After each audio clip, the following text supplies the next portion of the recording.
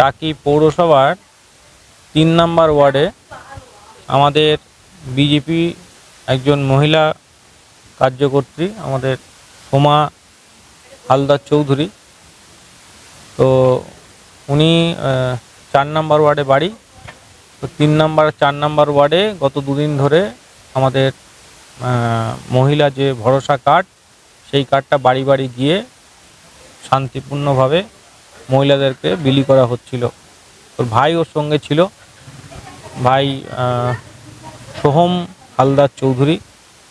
আজকে যখন ৩ নম্বর ওয়ার্ডে ঢোকে, ৩ নম্বর ওয়ার্ডের কাউন্সিলর, এই টাকি মিউনিসিপ্যালিটির ভাইস চেয়ারম্যান ফারুক গাজী, তো ওনার প্ররোচনায় ওর ভাইকে ওখানে সুখেন এর নেতৃত্বে এবং আরও কয়েকজন ছিল, ২০-২৫ জন মিলে ভাইকে, ২২ বছরের ছেলে একটা আমাদের বিজেপিরই কর্মী আছেন, তাকে বেধড়কভাবে মারধর করেছে, লাঠি দিয়ে পায়ে আঘাত করেছে, মাথায় আঘাত করেছে, জামা কাপড় ছিঁড়ে দেওয়া হয়েছে এবং টেনে টেনে হেঁচড়তে হেঁচড়তে নিয়ে গেছে, যার জন্য পায়ে কেটেও গেছে, অ্যাব্রেশন হয়েছে।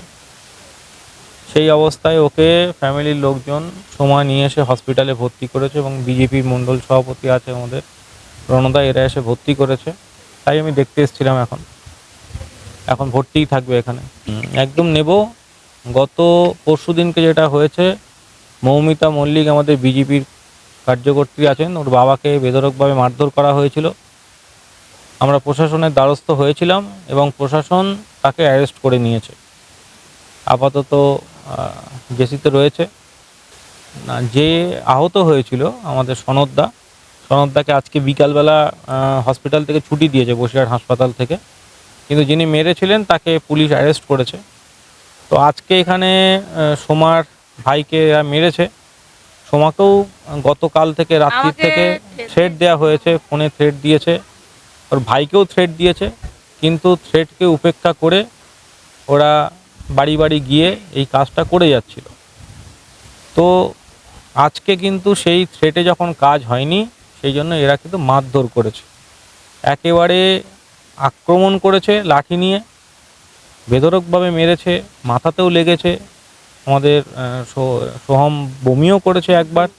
তোকে অবজারভেশনের জন্য এখানে ডক্টর রেখে দিয়েছে, সিটি স্ক্যান সাজেস্ট করেছে, পায়ে লেগেছে, লাঠি দিয়ে মেরেছে, এক্স-রে সাজেস্ট করেছে, পেটে প্রচণ্ড ঘুষি ঘাসা মেরেছে, তার জন্য একটা আলট্রাসোনোগ্রাফি কালকে সকালে প্ল্যানিং করা হয়েছে।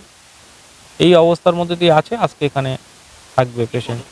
এখনই প্রশাসনের দ্বারস্থ হব, এখানে পুলিশ স্টেশনে যাব, সেখানে কমপ্লেন করব, আর একই সঙ্গে ইলেকশন কমিশন অফ ইন্ডিয়াতেও কমপ্লেন করব।